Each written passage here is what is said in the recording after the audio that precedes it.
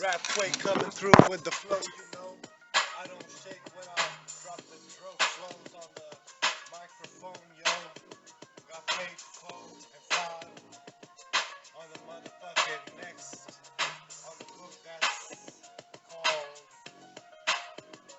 CrYme Punishnment of I.G. Farben. The Nazi regime getting exposed again.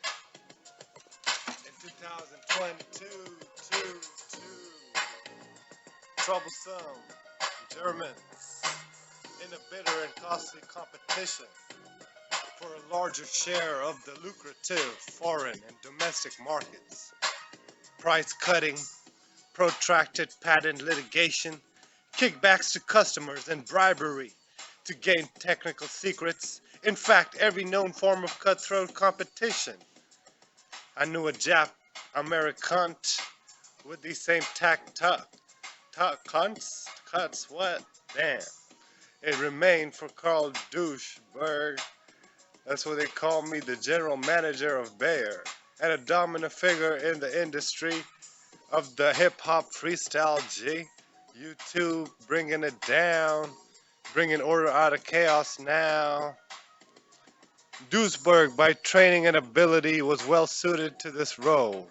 He was a respected, even brilliant, dye-stuff scientist, a fact attested to by an array of valuable patents. His business acumen was reflected in the financial success of his company and the worldwide network of agencies he organized for distributing Bayer's products. Duisberg's personality was both domineering and flexible. He was an imperious Prussian who would not tolerate dissent in either his personal or his business life. Politically, Duisberg was an ardent pan-German who believed passionately in Germany's mission in world affairs.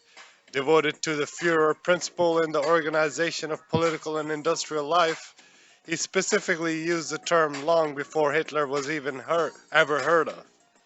At the same time, Duisberg was a superb opportunist, never permitting devotion to principle to interfere with expediency. Whether under the Kaiser, the Weimar Republic, or the Nazi, he always made the required adjustments, and he never failed to prosper. Prosperous Nazi, ha ha ha ha, Duisberg. Alright. In 1903, Duisberg made a trip to the US to lay the cornerstone for a new Bayer factory at Rensselaer, New York, designed to produce a limited number of dyestuffs and pharmaceuticals. He was not happy about the project, mainly because it ran counter to the industry's policy of protecting its monopoly, but not building plants outside Germany. This policy protected German technical secrets and trained personnel from being pirated by foreign interests.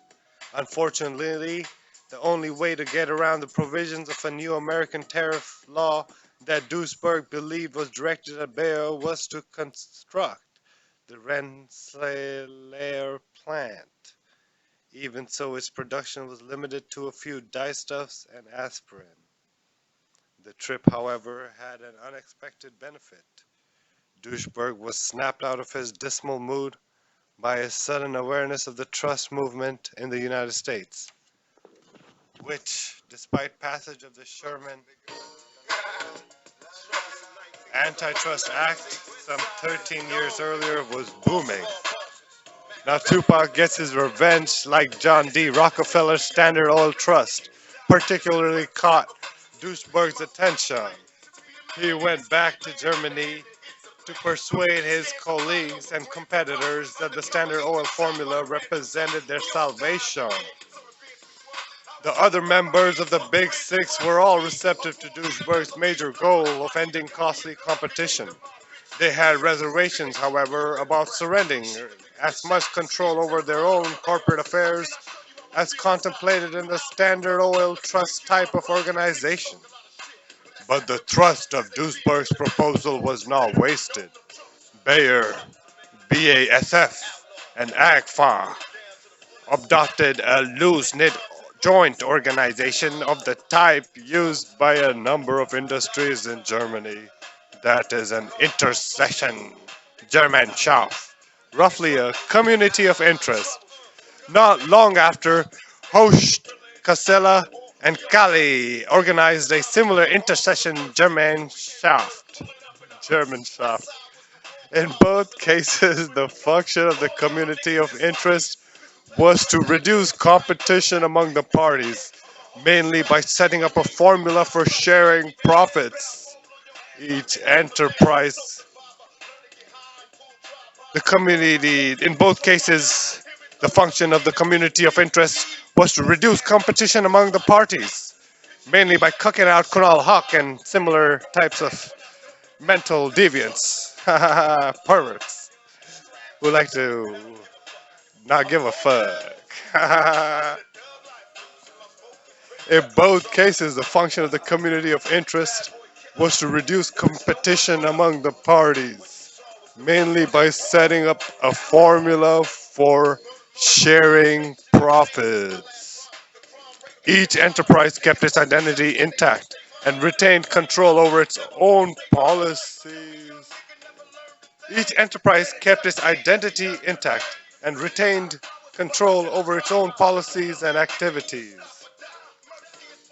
And of vital importance, dyestuffs alone were subject to the community of interests regulations.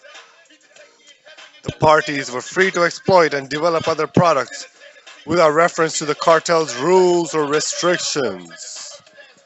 That reminds me of the dyestuffs of today, the paints these clown females be wearing on their face, on their fakes, I mean. So they be wearing this fake up on their fakes all day long. And I heard from Alex Jones that some of that shit comes from fetal tissue.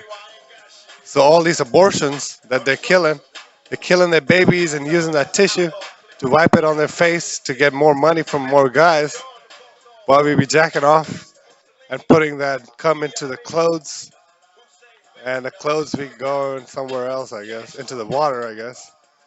And they be drinking that water, everybody be drinking that cum from the gay predator shitstorm.